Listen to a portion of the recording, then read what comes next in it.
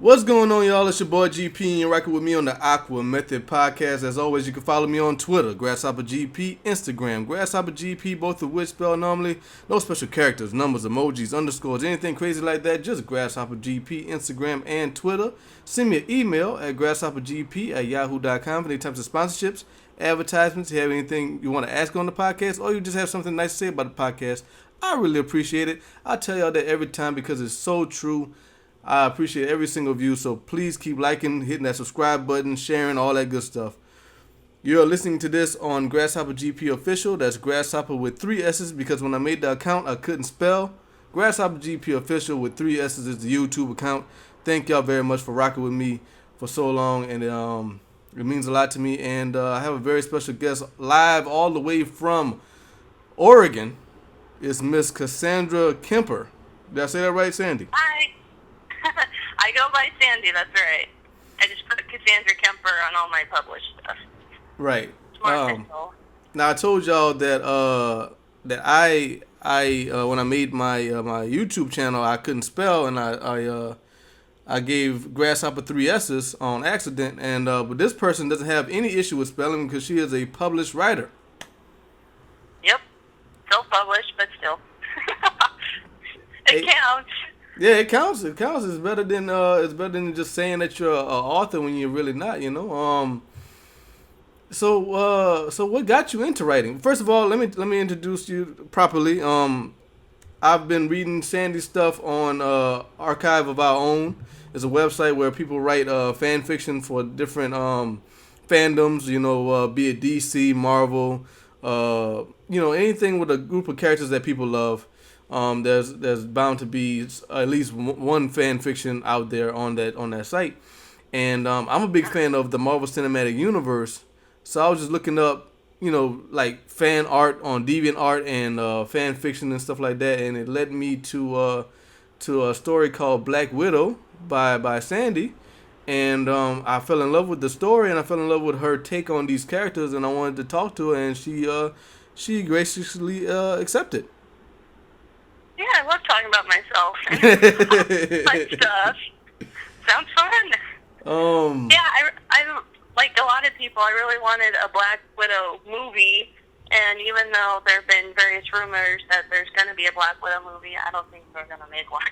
So I decided just to make a fanfic version of one for Natasha Romanoff. Well, I think I would like to see one too. I think it'd be really, really cool. I can see it. It wouldn't have to have it, chronologically after the events of, let's say, Doctor Strange or something like that. But it could have it, like that's between Captain America: The First Avenger and Iron Man, where Black Widow and Hawkeye have a mission, like a James Bond or a Bourne Identity type of movie. Yeah. That could happen. That would be a good origin story for her, absolutely. Yeah. The main reason I didn't want to do that was because it felt a lot like backstory to me, which was what the first Captain America felt like. Right, origin story. I really wanted to stay here now. Yeah. But, no, I've heard a lot of people's ideas of Black Widow's origin story for the MCU, meeting Hawkeye and, taking down the Red Room people. Yeah. And I really like them. I think that'd be a great movie. It's too bad that they're not really looking into it, I guess, the Marvel producers or whoever does that. Right. I still have hope for it because, they keep producing these movies. I think there's a chance that it could happen, I hope so. I hope so, gosh. too. I hope so, too. I love Natasha Romanoff. She's one of my favorite, one of the only female characters so far in the Avengers. Right. So it'd be so great if she got a movie. She deserves one. I heard a rumor. I can't remember where I read this, but it was like the reason why there isn't a Black Widow movie is because girl toys don't sell like boy toys. Oh yeah, I've heard that too. And I don't love these superhero movies. What are you talking about? Right. That's stupid. That's really, really bad. And I'm not buying toys to begin with, and I would absolutely see a Black Widow movie. I'm 28 years old. I'm too old for toys. Yeah, I don't buy the toys either. But right. I don't know. I'm not a marketer, but I hate that reasoning. A lot of people love Scarlett Johansson's portrayal. Excuse me. Right. Love to see her in a movie, or some people have been talking about they'd love to see her have her own mini-series like Daredevil and Luke Cage. I was just about to say that Netflix could run with that easy. That's easy. That's an easy 15 episodes, 20 episodes, easy.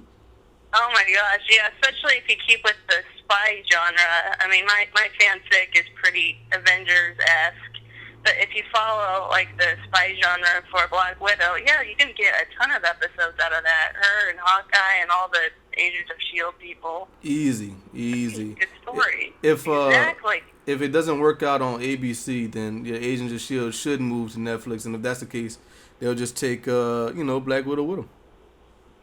There you go. I agree. That would be awesome. So yeah, we're just geeking out for the first however many minutes we've been doing this, which is really, really cool.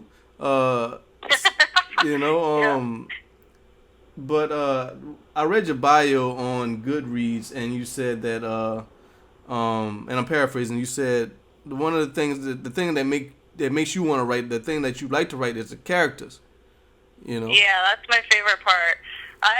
I tend to be more forgiving of a horrible plot if I like the characters or if I'm interested in the characters. Yeah, there are some cheesy shows I watched, like Doctor Who. I love Doctor Who, don't get me wrong, but they've got some really cheesy plot lines. They got some funky aliens going on, but I love that show. I love the Doctor, and his companions are always really interesting too. So I mean, I'm more willing to tolerate those kinds of plots if I am fascinated with the characters, and that's one of the main reasons why I write too. I focus mainly on character development, character backstory, and just, becoming their friend in a very weird way. Right. Very weird writer-esque, geek-esque way. It's a lot of fun for me. You have a really good talent with that. Again, I want at the end of the show, hopefully y'all stick around, but at the end of the show, I'm going to tell you where you can find her stuff and where you can find, in particular, the Black Widow story that she wrote on Archive of Our Own. It's a work in progress. Yeah, it's a work in progress. It's not finished. It's constantly getting more chapters and stuff like that, which is cool. You anticipate more of her work, but when you check, I don't want to spoil it for her because I really want to tell you my favorite part of this story, but I don't want to spoil it for y'all. So y'all gotta check it out on Archive of Our Own, and I'll give you I'll have the links in the show when I edit this thing. But awesome. Good for me. Characters are important to me too because I'm a big movie fan. And I really don't like to see behind the scenes stuff. I don't care about the actors.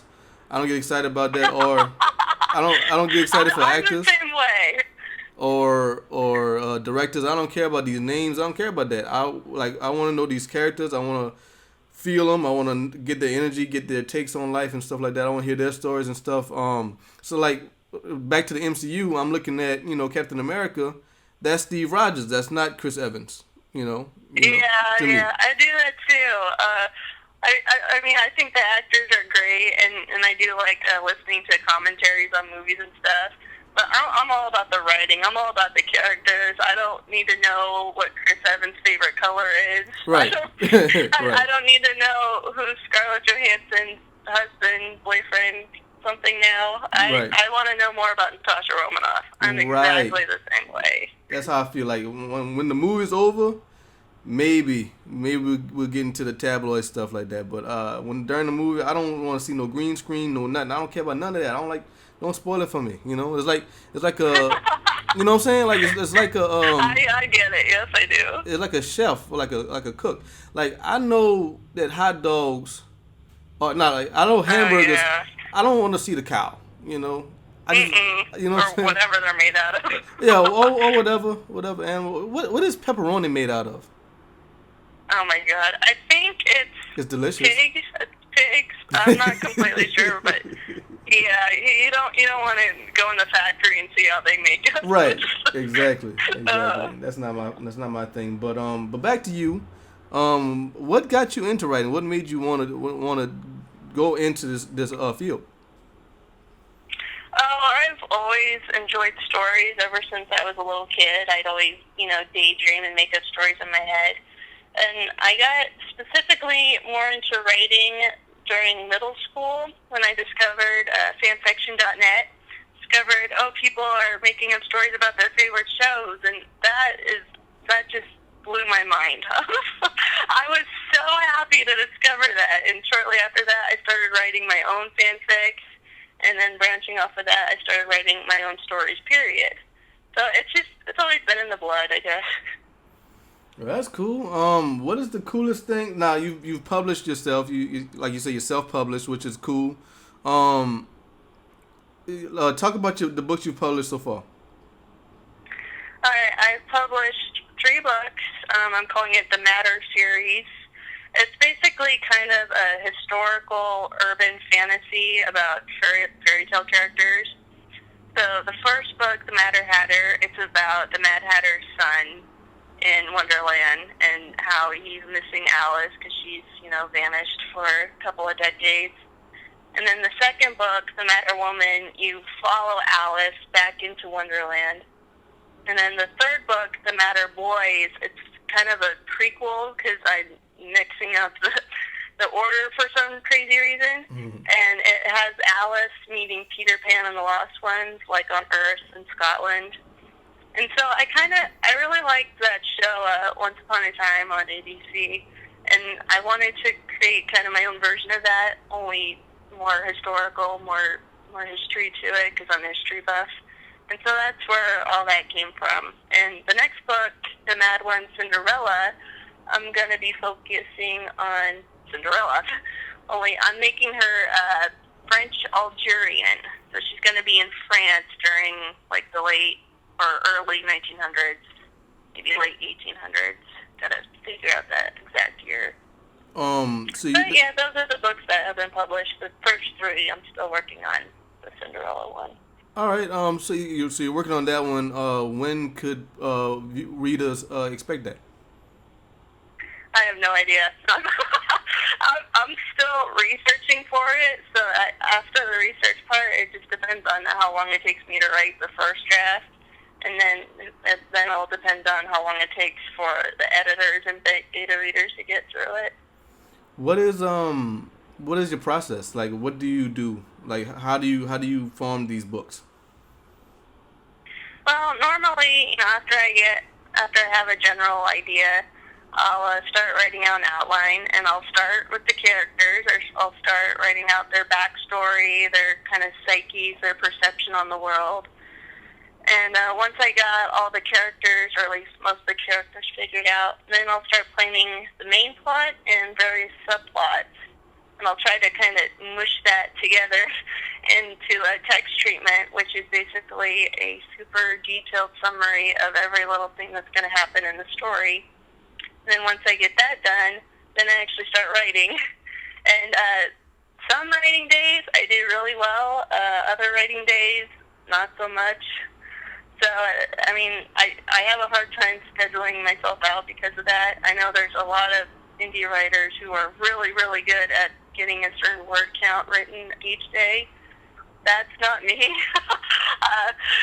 I try to be inspired, and I try to write as much as I can. Sometimes it doesn't always work out. But once I get the first draft finished, then I got to hire an editor or ask a few beta readers to look over it and give me some feedback. Right. One editor I hire most often, her name is Rochelle Shaw. She's awesome, very detailed, and I totally recommend her for anyone looking for an editor. So writer's block is a natural thing, but how do you fight through that? Writer's block? Yeah. Yeah. I try to listen to music, the right music for the right scene. I like having. I make up. I make up these little playlists on YouTube So, like for Black Widow, I have, I think, about 13 songs for her, and that kind of just inspires me a little bit, kind of playing a little music video, a little trailer in my head. Give me 3 of those songs. Crap, I'm trying to remember them. Here, I'll just look them up real quick. One of them, it's a song called Dark Star. I forget who's the singer of that. It's a famous dude, I promise. Let's see. Oh, yeah, Dark Star by James Young. All right. And then House of Hallways by Go Radio. All right, I can dig that. And then Flares by The Script. I mean, that song's been used for a lot of Marvel fan videos on YouTube. Right. So that always makes me think of Marvel. Okay, all right. So what do these songs do to you? They make you want to? These songs in particular make you think about Black Widow. Yeah, they make me think about Natasha Romanoff and kind of. I basically gave her an identity crisis in the fanfic, where after Captain America 2, she has to find herself. You know, that whole shtick, but right. Since she's not working for an agency, since she doesn't have any aliases to work with, she has to be herself and make her own decisions. But then in the fic, she ends up getting called by Stark to help him out with all the chaos going because, you know, S.H.I.E.L.D. and Hydra and all that. So she ends up falling into old patterns, but she's still trying to find her own sense of happiness and what being happy means for her. And so these songs, they always make me think of her trying to be a hero, trying to do the right thing, but also just trying to be herself, which she's never really been before. Right. What's the coolest thing that has come along with being a writer? Like, have you got any cool accolades, or maybe your favorite author has said, "Hey, I've seen your stuff, I really like it."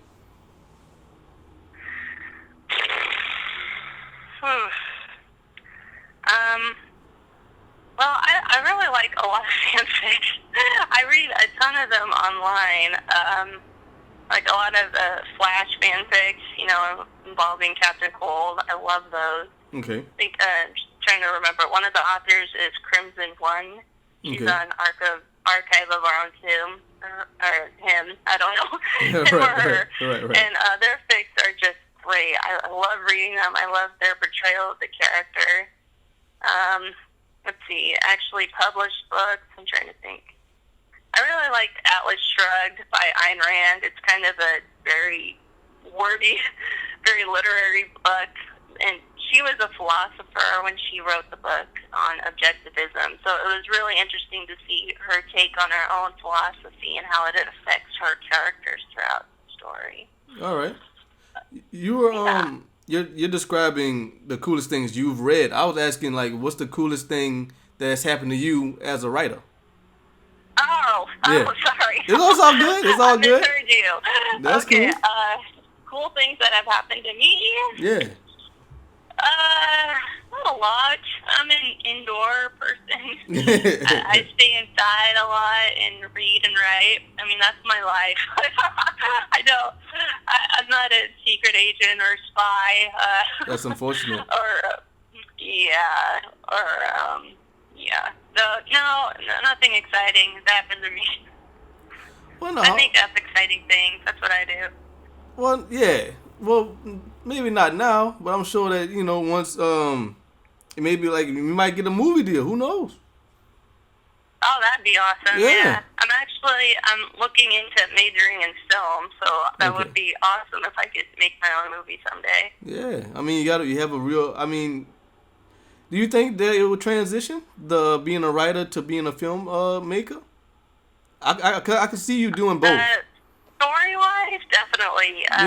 Writing, obviously, the format's going to be really different. I'm still studying screenwriting and trying to get, because it sounds easy. It should be easy, but I always get the formatting rules mixed up. It's like what the indentation should be, and even the font. Like, I guess the font's always got to be Courier New. Right.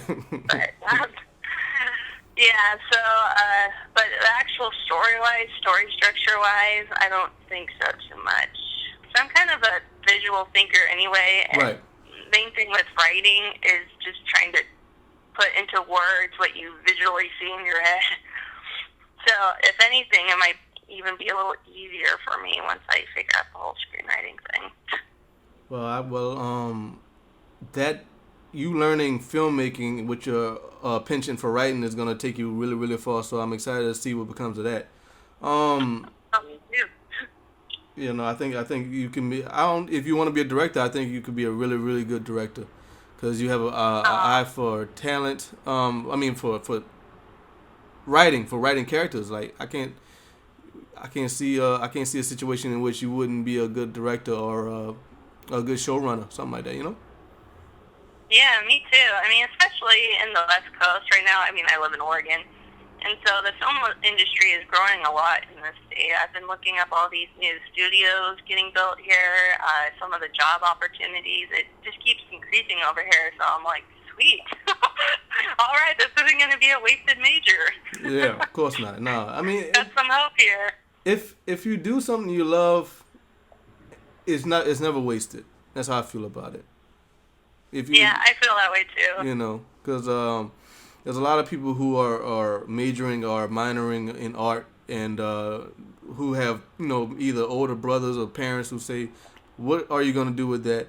And my answer to that would be, I'm going to be happy with it. There you go. Yeah. Yes, so that's my goal exactly. Yeah, I would rather. Although, to be fair, just to clarify, my family's been awesome.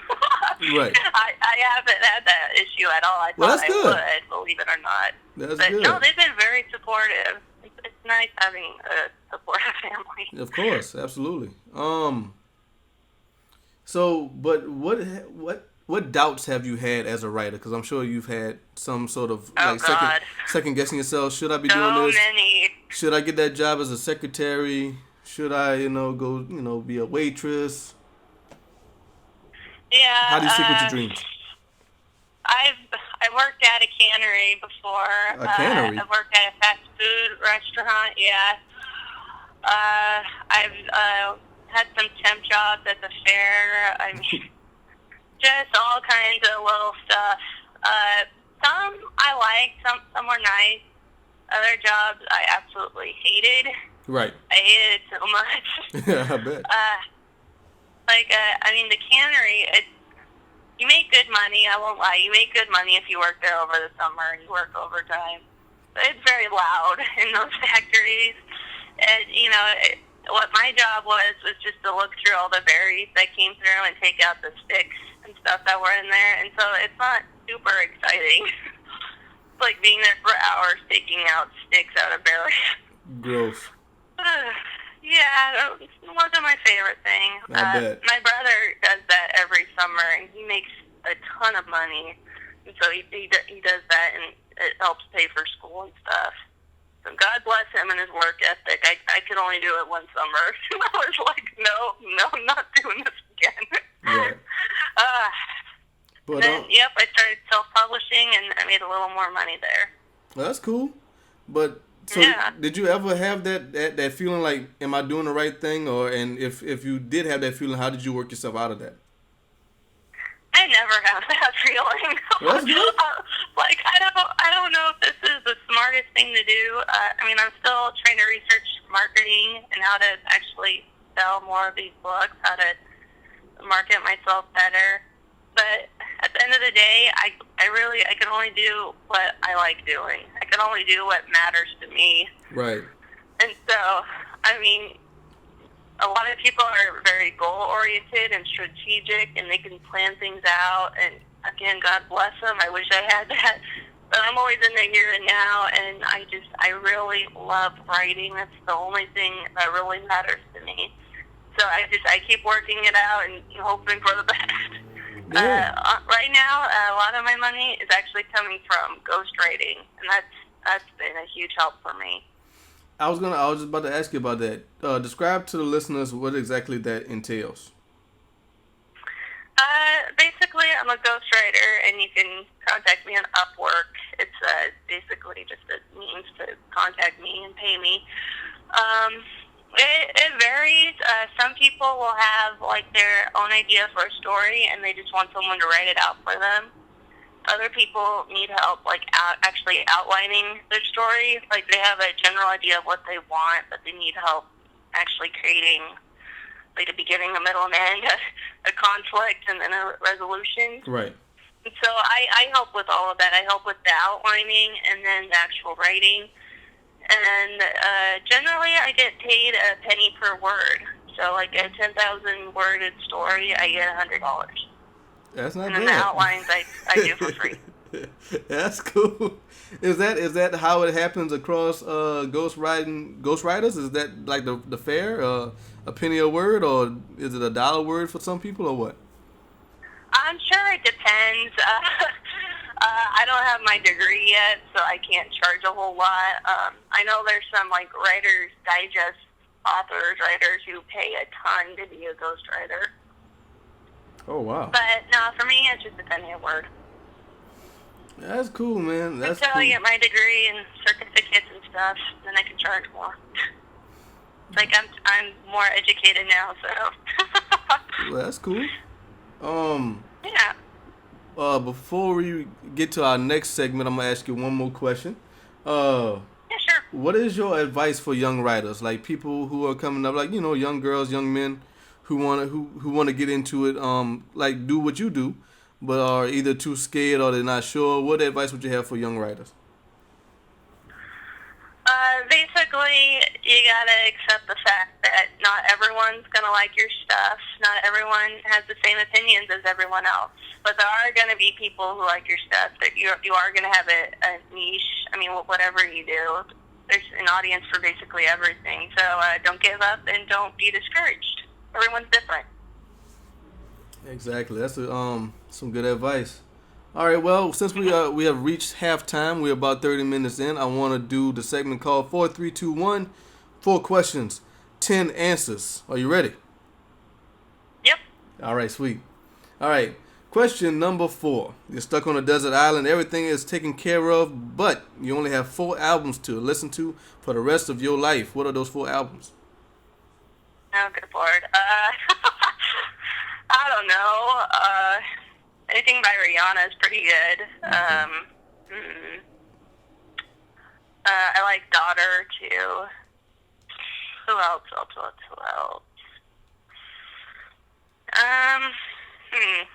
Maybe a mixed CD. I don't. See, that's the thing. I don't know the artist too well. Everybody wants to cheat and give me a compilation. You got to give me a specific album. I can't cheat. No, you can't cheat, man. The Fray, actually, I haven't listened to them in ages. I've listened to The Fray. Okay. And fourth one. A mixed CD. A mixed CD. I'll give you a real one. Okay. Who else? I do like that James Young. He has some good music. Some dark music. All right, cool. Question number 3. Top 3 cartoons. Go. Powerpuff Girls, Simpsons, and I'm blanking out. I watch cartoons, I promise. Family Guy. There we go. All right, sweet. See, people always go really, really fast with the 3 cartoons. The 4 albums is always difficult. Yeah, I always forget artist names. I think more about the songs. Fair enough. All right. All right. Question number 2. You have a weekend, so 2 days, with 2 male celebrities of your choosing. What are you doing, and who are they? Watching TV. And I don't even know. Jensen Ackles. He's pretty cute.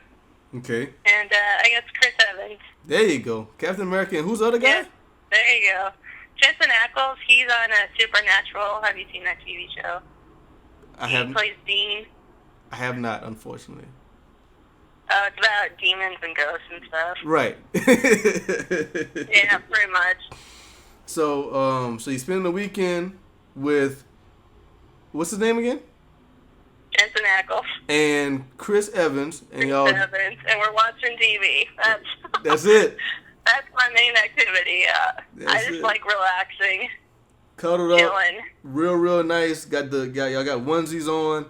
Y'all have There you go. Like the warmest, most comfortable blanket ever, and the biggest couch. The biggest, fluffiest couch. That would be an awesome weekend. Yeah. All right. Question number 1: one place on planet Earth that you haven't been that you want to go. London. London. All Anywhere right, cool. in Europe, really. Cool. Yeah. I bet you, like, do you think if you were to travel to London, you'll be inspired to write some different type of stories or something? Oh yeah, maybe. I'm just curious. I'm just curious about other cities, other cultures. I've never left the country before. Well, we got to make that. This country, the United States. Where's the furthest you've been outside of Oregon? Kansas. I got some family in Kansas. All right, cool. You need to come down here. Come to Louisiana. Yay! It'll be fun. Yeah, it'll be a good time. All right. So, if you weren't writing, what would you be doing? Like, if you couldn't write, what would you be doing? What would you want to do? Maybe acting. I wanted to be an actor for a long time. Well, that's cool. But again, I ended up falling more in love with creating stories rather than actually being a part of them. Right. But yeah, maybe just looking into acting more. All right, cool. A lot of people don't know when that question gets asked, like, what would you want to do if you couldn't do the thing you love doing? And that might be a case of just people not knowing what they love doing. A lot of people just fall into these trap jobs, you know. Yeah, I get that. Yeah. Especially trying to pay for college. I mean, you have to take really any job you can get, even the crappy ones. Right. No, you're absolutely right about that. And I asked the coolest thing that writing has given you, because I do believe if you haven't gotten it yet, you're gonna get it. But I say that because, like, I've been doing this podcast for about a year, a little over a year. And the coolest thing I've done was Louisiana Comic-Con a couple weeks ago, and I mean, I hopefully that it grows into something bigger than that. But I mean, it filled me up with such joy, being able to do something I love doing in a special venue, And another cool thing I got to do is talk to a person I've never met before, all the way in Oregon, who's written some stuff that I like a lot. That's this is the coolest thing I've ever done. Sorry. Well, that's cool. That's cool. I've never been to a Comic-Con thing, but it sounds like fun. I always hear good things about them, especially like the Portland one here in Oregon. So I'll have to go to one of these sometimes. You have to. I mean, if you like Marvel stuff like you do, I think you'll enjoy yourself a lot. You should dress up as Black Widow. Oh, that'd be cool. There you go. I gotta get one of those suits, I guess. Yeah. I mean, it might be. I don't know how much those cost. When I was at Louisiana Comic-Con, I was in a booth with a lady who dressed up as Black Widow. She said that she had to hold in her pee the whole day because she had to take off everything to go use the bathroom. So that might be an issue. Pretty tight fitting. Right. That might be an issue for you. Oh goodness. So where can people find your stuff? Like your if books. If you go to Tumblr, I have a Tumblr called Sandy's Writes. WRITE, right? It's a play on words. And that has a link to all my fanfics, all my self-published stuff. So, I mean, that's basically where I tell people to go, is just go to Sandy's Write on Tumblr, and you can find all these links to where you can buy my books and stuff. You said you had your published stuff is on Amazon, correct? It's on Amazon. Some of my books are on Barnes & Noble. So, I think The Matter Boys is strictly on Amazon, but The Matter Hatter and The Matter Woman should be on a few other book selling sites. Okay. And I plan on getting one of them just to say, hey, your friend Glenn The Matter Hatter likes is your stuff. free on Barnes and Noble, so you should go to Barnes and Noble and get it. Oh wow! I couldn't make it free on Amazon. So that wasn't an option. So you wanted it to be free? The first book, yeah. I mean, it's pretty short. Okay. 19,000 words. Okay. Well, that's cool. Like, I plan on getting something just to let you know, like, I support you, and I want you, I want you to succeed. I want you to reach to whatever level is your ultimate goal. What is your ultimate goal anyway? I don't have one. I just want to keep making up stories, whether it's through, books always. If I can ever make a movie, that'd be cool. Plays, Broadway musicals. I mean, I just love fiction. Right. That's those are all that sounds lofty to me. So I hope that you achieve it, man. I think because you definitely got the talent, you definitely got the skill. Oh, thanks. So being a writer, you go around. Do you see things that inspire you, or is it the music? It's usually the music. Sometimes I'll try to test my word ability by just looking at something and trying to take note of every little detail of it. Even a sidewalk, I try to come up with various words to describe each little crack and bump in it. But shy of that, not really. No. Again, I hang out inside mostly. I'm pretty introverted. Well, I mean, you don't sound introverted because a lot of introverted people really clam up on the show. I've done a bunch of I've done a few episodes where that no one will ever hear because they were so terrible. Because I'm trying my hardest to pull stuff out of people, and it's just like, oh man, it's like I did one episode with a lady, and she wasn't giving me anything. And I looked at the clock and I'm like, oh man, we have 15 minutes. I got 45 more minutes to fill. I could have sworn. That poor woman. I could have sworn we was talking for an hour straight. And oh man, that was rough. But no, you don't seem introverted to me. That's why I asked you those questions. Well, again, I really like talking about myself. I'm actually pretty comfortable doing that. But, yeah, no, I'm not a very adventurous person just in my head. I like daydreaming and coming up with exciting stories a lot. Well, that's cool. But no, my favorite thing to do is chill, relax. Sometimes I like to say a lot of things about myself, and sometimes I say nothing. It's kind of one or the other. Yeah, no, that's a natural human reaction, I think. So you've been writing the Black Widow story on Archive of Our Own. It's at 13 chapters right now. Again, I can't recommend it enough. If you're a fan of Marvel, if you're a fan of the MCU, if you're a fan of Black Widow, you need to check this stuff out on Archive of Our Own. But it's at 13 chapters and it's not finished. Do you have a resolution in mind, or are you just gonna are you gonna let the story take you where it takes you? No, I have everything planned out. I mean, I wrote out a text treatment for the Black Widow story too. The only thing I don't ever really plan out is the chapters, like how long chapter 1's going to be or how long chapter 2's going to be. I plan out the entire story, and then as I write it, I just break it off where it feels like I can break it off. Like a little cliffhanger, or if I get tired, all right. I was like, okay, let's just end the chapter here, and I'll post it. I know how it's gonna end. Has it surprised you the level of the good comments that you've been getting on Black Widow and the other stories you've written, or do you expect that?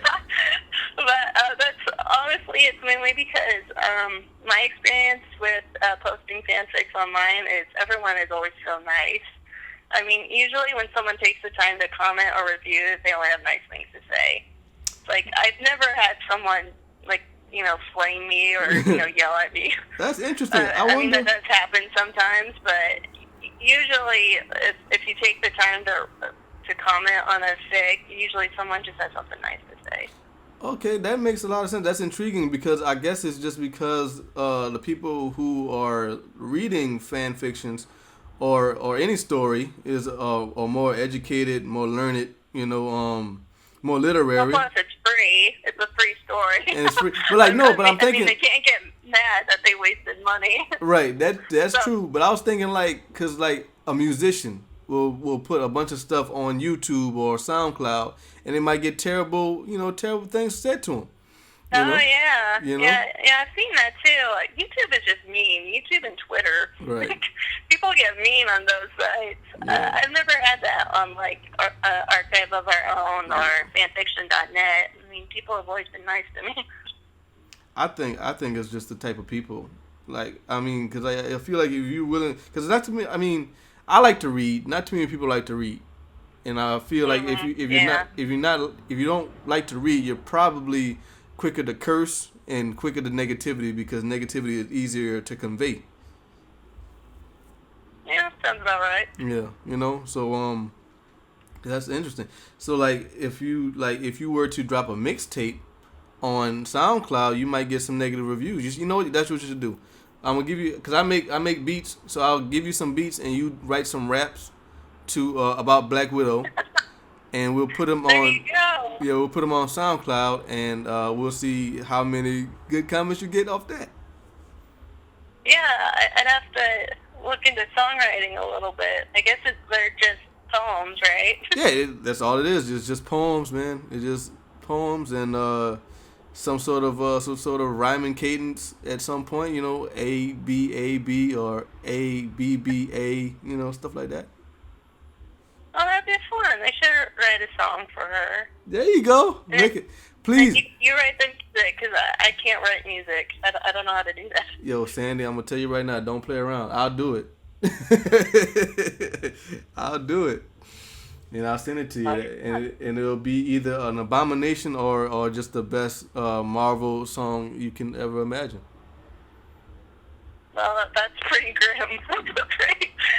That's a pretty dramatic prediction. Yeah, it's either going to be an unmitigated disaster or something amazing, something beautiful. And there's no gray area. There's only black and white.